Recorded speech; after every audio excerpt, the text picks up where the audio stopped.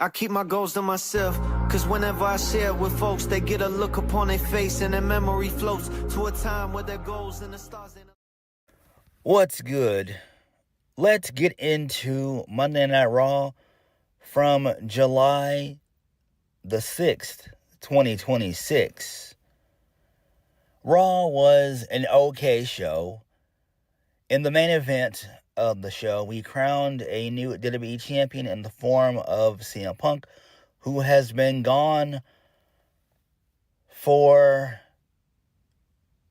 basically almost 3 months from a WWE television. So we will talk about that. Before we get into the review, a little bit of news and notes to get into. Note 1, Sheamus is no longer with WWE. Sheamus was with WWE for 19 years. I believe he went to the main roster in, I want to say, was it either 07 or 08?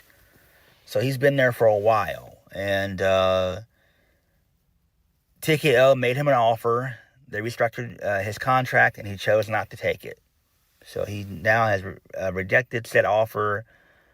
We don't know if he's going to be under a 90-day, no non-compete clause or whatever. Probably not. Do I think he'll go to AEW? No. Sheamus is in his late 40s. He's like 48, I believe. No.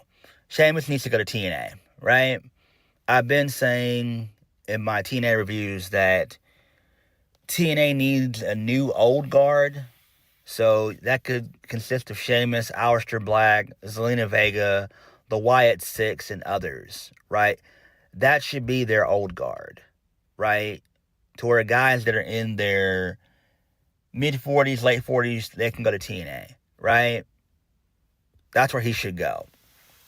I doubt if Tony Khan even has interest in bringing in Sheamus. I know people are going to mention, well, Sheamus' time in the bar. It's like, guys, that was well over 10 years ago. That was probably like 14 years ago. Like, come on. No, my bad. No, not even. That was, when did the bar form? I want to say that was like maybe 2016, 2017, something like that. Because the bar, they were tag team champions like multiple times. But Sheamus should definitely venture off into TNA and just stay there. And I think that'd be great. You know, Sheamus could do well. He could definitely be TNA World Champion. Definitely be a main event guy for sure. And again, TNA needs to rebuild that main event scene now that Mike Santana is gone. So, yeah. So, Sheamus, he'll be missed. But we should see him hopefully in TNA or MLW. I just think that a smaller promotion would benefit from Sheamus being there, where he can still grow and still be of value. Because Sheamus is basically at the tail end of his career. Like, that's a fact. He probably would wrestle for no more than like 2 years and then either do like a backstage producer role or just do something else entirely different. So, you know, there is that. The next bit of news and notes. Jey Uso, his wife, she has filed for divorce. So, him and his wife are no longer, they are divorced. That sucks. It happens, though. Look, wrestlers date wrestlers all the time. It's that simple. They're always on the road, and unless you're like a musician or you work a job to where you travel every single month or every single week, then you can't really relate to it. And it could just be a situation of maybe his wife probably got tired of it. We more than likely know that she probably knew of Jay dealing with Jada Parker. They've been together for a few months, maybe, if not longer. But, you know, it happens. Who really cares? Jay will be fine. This is not going to affect him or Jada Parker. Anything that they do in WWE anyway.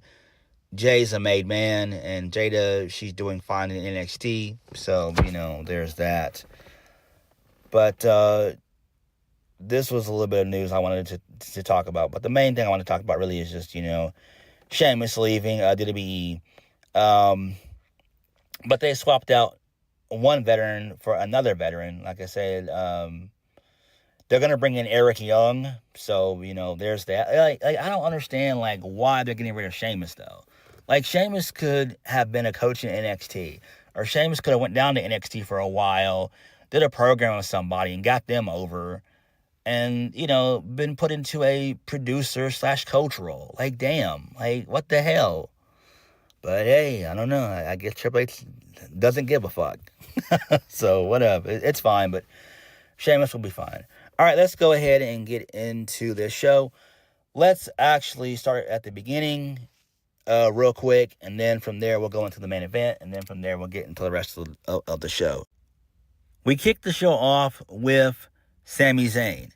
So, Sami Zayn shows up. He's driving a nice convertible, and he greets the backstage staff.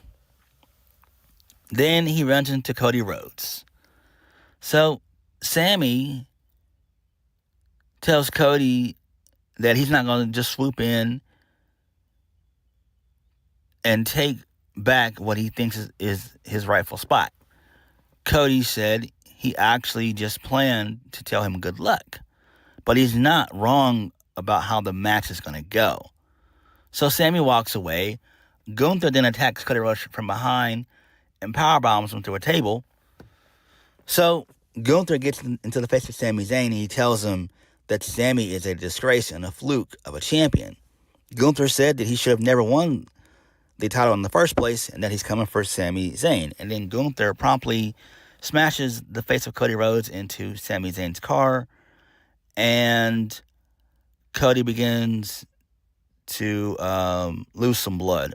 A little bit of blood trickles down on the side of his face. So I like that. Pretty cool stuff there. So in the middle of the show, Adam Pearce is just pissed off at Gunther. And Gunther told Adam Pearce the reason that he did this was because his decision forced his hand. So SmackDown GM Nick Aldis walked up and he gets in the Gunther's face. The two of them have words. Gunther says that Gunther says that Nick Aldis is failed as a wrestler. And Adam Pearce asked Nick Aldis if he's trying to go on permanent leave. So Adam Pearce said that the business is bigger than his ego. So they both yelled at each other. Nick Aldis says that Adam Pearce did a terrible job, as Cody might be hurt badly. Okay, that is fine there. So then, moving on from that, Adam Pearce then finds Sami Zayn and says that he's got somebody. He's got an opponent for him. So, this leads us into the main event of the evening. That being CM Punk. He makes his return and he defeats Sami Zayn to become the new WWE Universal Champion. So Sami Zayn only had a 9-day reign as champion. Wow. Oh, damn. But hey, it is what it is. We all knew that CM Punk was going to show up at the show anyway. We all knew. So there was no doubt. But CM Punk just waltzed back in. Been gone for almost 3 months on vacation, which is nothing wrong with that. But he walks into a WWE Championship match. And he wins. That's odd. Not really, though. But it is what it is. Why? Because Triple H doesn't know what the fuck he's doing. And he just wants to book for the pop. Right? Punk wins. GTS. He ends up hitting the Haluva kick, followed by a GTS 1, 2, 3. And CM Punk wins. So now Sami Zayn has a 9-day title reign. We're probably going to get Cody Rhodes involved again, which he should not be in there. But believe it or not, this was actually a clever way of us getting out of the Sami Zayn Cody Rhodes match. So I do like that. But I feel like this is just going to lead into a triple threat match. I really do. I see a triple threat match happening because Sami Zayn's owed his rematch unless Sami Zayn wants his rematch on SmackDown. And I think that would be the better option. We go with Sammy Punk on SmackDown. Then once Sammy loses again, then hopefully he can find something else to do to stay relevant. And then we get CM Punk and Cody Rhodes for SummerSlam. Right? Because I don't want there to be a triple threat match. Because I'm not a fan of triple threat matches. I'm not. They're boring. We just had one at Night of Champions. My bad. We just had one, at Night of Champions. We just had one just 2 weeks ago. So no, I don't want to see another fucking triple threat match. They're boring. They're lame. Right? But that's probably what Triple H is going to do anyway, is just going to book for a triple threat match. Right? So, I don't know. I'm fine with this. This is fine. I get it. It sucks that Sami Zayn had a short reign as champion, but it is what it is. Again, we all knew this was going to happen anyway. What's done is done. I know people are going to complain. I am not. Because who really cares? Right? It's not that important. Triple H just put the title on Sami because he was there in Saudi, and he books for the fucking moment. So that's why Sami Zayn got his participation trophy, right? So, yeah. I don't know. Because once CM Punk retains at SummerSlam, who do you feud Punk with for the remainder of the year, right? Do you do Drew and Punk again? Do you do Punk and Randy? Do you do Punk and Cody? Right? I just got a feeling, I think that there's going to end up being a triple threat match involved somehow. It's just Triple H loves to do triple threats. And I think that's where this is all going to end up leading towards, heading into SummerSlam. So, it is what it is. I don't like it. I don't like triple threats, but I could see Triple H booking in that direction.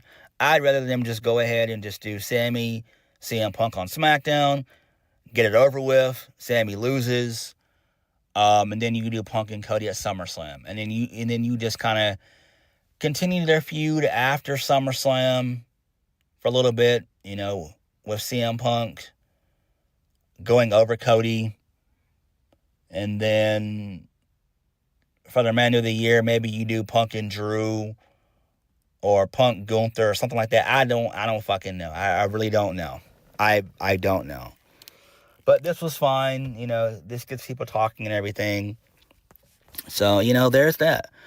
Let's get into the remainder of this show. So, Seth Rollins comes out. He gets on the mic.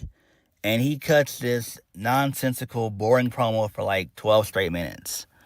I am tired of Seth Rollins. I have grown tired of him being pushed like he's a main event guy. He's not.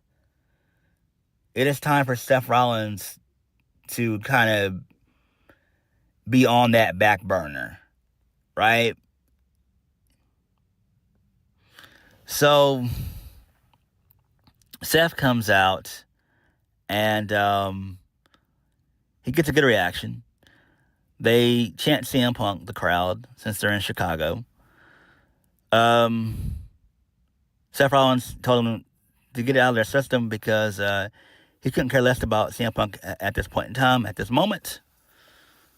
So, Seth Rollins says it's not his business right now. He said his business is beating Roman Reigns for the World Heavyweight Championship and continuing to own him. Seth told fans that Roman didn't show up because either he didn't think it did anything to make it work for him, or they didn't pay him enough. He says that's just who Roman Reigns is. He said that's who he's always been. He said Roman's been the chosen one from day one, and no one wants to hold him accountable. And then Seth Rollins talked about the Shield and all this other nonsense and everything else and all this, that, and the third. Oh my gosh, this is nauseating. This really is. So then Seth started talking, pointing out 5 to 9-year-old kids in the crowd and saying that used to be him and everything else and yada yada yada. Who cares? So thankfully, LA Knight came out and he basically had some words with Rollins and told him that he didn't care about this thing with him and Roman that they've been dealing with for the last 15 years. So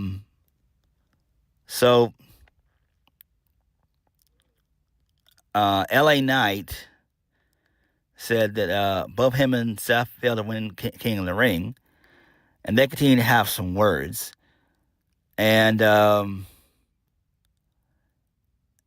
it seems like they might be hinting to a triple threat match. So they both had some words, and then out of nowhere, Jimmy Uso showed up and he super kicked LA Knight, and then that was it. LA Knight was great here. I actually like this. I really do. Even though I'm not a fan of triple threat matches, I would rather see a triple threat match involving LA Knight, Roman Reigns, and Seth Rollins versus seeing Seth Rollins, Roman Reigns Part 25.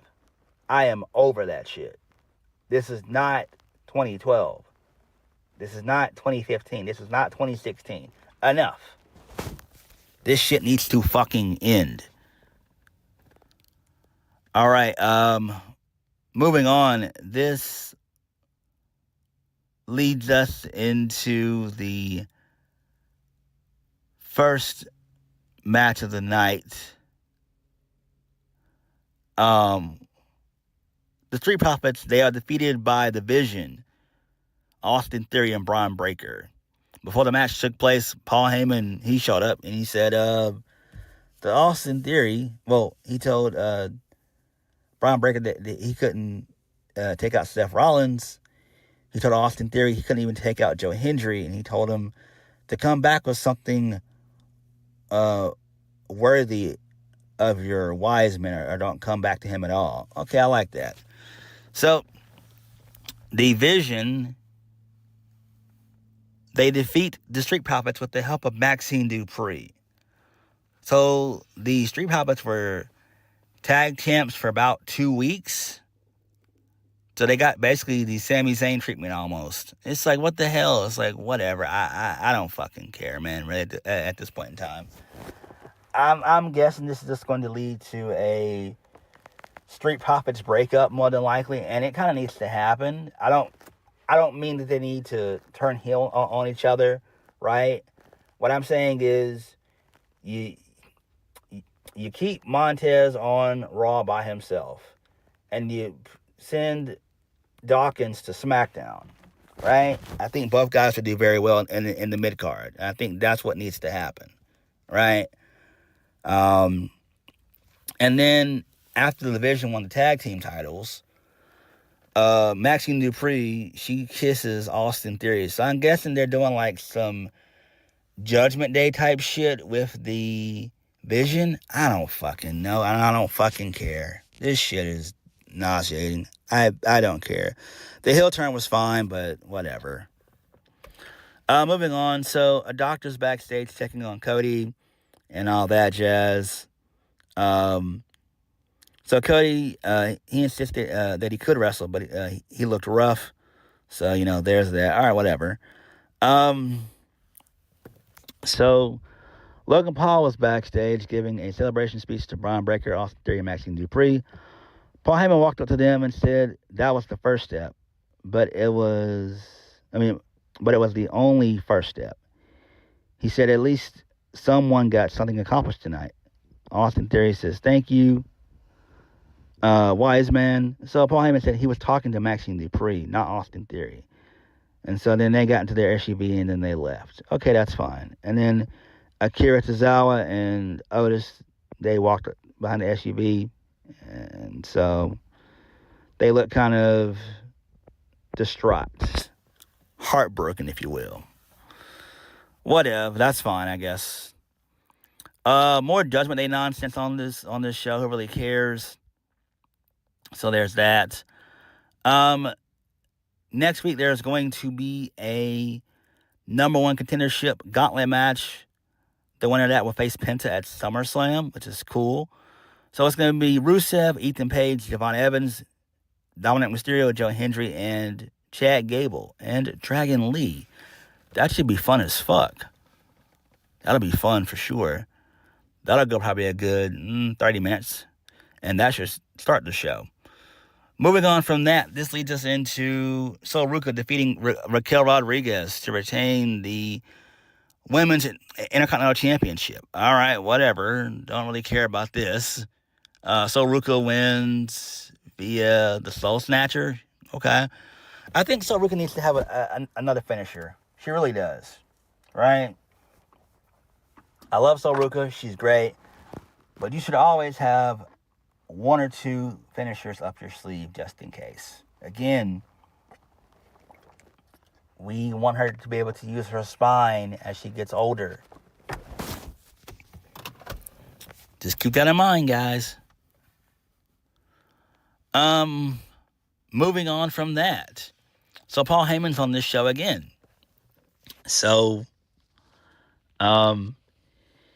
he comes out, gets on the mic. He said that the pain of Oba has already suffered at the hands of Brock Lesnar is nothing compared of what he's going to experience inside Hell in a Cell.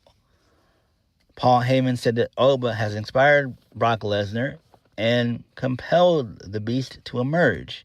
Paul Heyman said he motivated Brock Lesnar. Paul Heyman said that Oba has made the biggest mistake of his life by accepting the challenge of Brock Lesnar. So Oba, he shows up, gets a good reaction. He said that Paul Heyman loves to talk, so he decided to give him a face-to-face talk. Paul Heyman said he learned last week, talk shit, get hit. He said he talks facts. Oba said he's valuable because he prevents people from making bad mistakes. Paul Heyman gave Oba credit for showing the world that Brock Lesnar is beatable. Paul Heyman said in Italy, Brock Lesnar proved that Oba is beatable. Paul Heyman said now they wrestled the third match in their trilogy to find out who goes on to be the unbeatable superstar. Okay, that's kind of odd, but again, it is what it is. So Paul Heyman continues to talk about Brock Lesnar's resume, including his UFC accomplishments. Paul said there's no one who fights like Brock Lesnar in a cage like Brock. He said Brock beat The Undertaker, whom he said invented Hell in a Cell twice. He called Hell in a Cell the Brocktagon, which is funny. I like that. And he said that Brock Lesnar is the bringer of pain, the beast you cannot beat, the mountain that Oba cannot climb. So, Oba gets on the mic. He said weeks and weeks after calling him out to no avail, he finally showed up, which tells me every word he said got to him. Oba said he can now pretend he doesn't watch the show, but he, in fact, showed that, but the fact that he showed up means that he definitely does watch the show. Oba said that Paul Heyman is here to do your usual damage control. He said he's writing checks Brock Lesnar probably can't cash. He said he's not an advocate, but rather just a mouth. He said mouths need to be fed, but how can you feed if you have no hand? He said he's out there telling everyone about Lesnar's accolades, but Undertaker and Randy Cruiser aren't Oba Femi. He said he's going to beat Brock Lesnar in Minneapolis in front of his wife, his friends, and his children. Oba said, "You have to walk through hell in order to get to heaven." I like that. He told Paul Heyman He told Paul Heyman to tell his client that he'll see him in hell. So I like that. Good stuff there. Good stuff. Great. Excellent shit. Excellent. Moving on from that, this leads us into Jackie Redmond.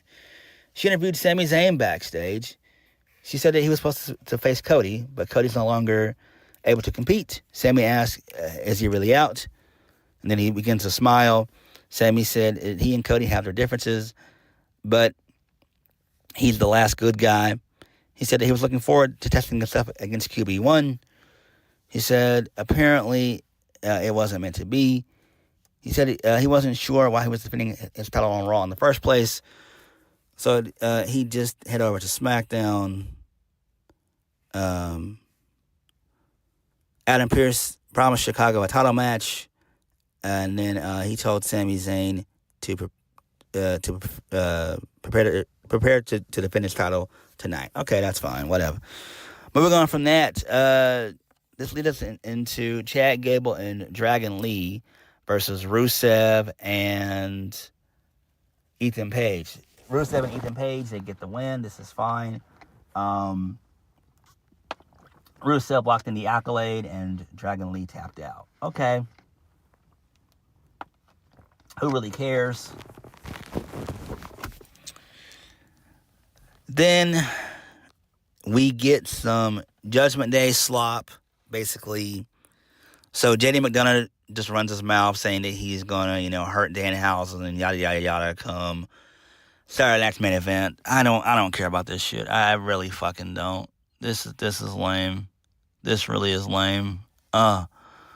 So post match, Ethan Page and Rusev, they beat up Chad Gable and Dragon Lee. Joe Hendry came out to make the save, and he got beat up for it in the process. So he ate an accolade of his own. Okay, that's fine there. Moving on from that, Jimmy Uso was backstage. He was interviewed by Jackie Redmond. She caught up with him. So she asked him what kind of message was he trying to send. Jimmy said it's time for him to step up. So then LA Knight was trying to attack Jimmy, but then Jacob Fatu showed up and beat up LA Knight. Okay, that's fine. All right, whatever. Moving on from that, we get a vignette of Bayley. She's upset about what Laura Valkyria did to her, and she vowed to get vengeance on her. Okay, that's fine. And then that was basically it. That was the show. So, yeah. Raw was boring, but I did like the main event. I did like that. That gave us something to talk about and something to sink our teeth into. But outside of that, man, this show was ass. But what did you guys think? Let me know. Like, comment, subscribe. Peace.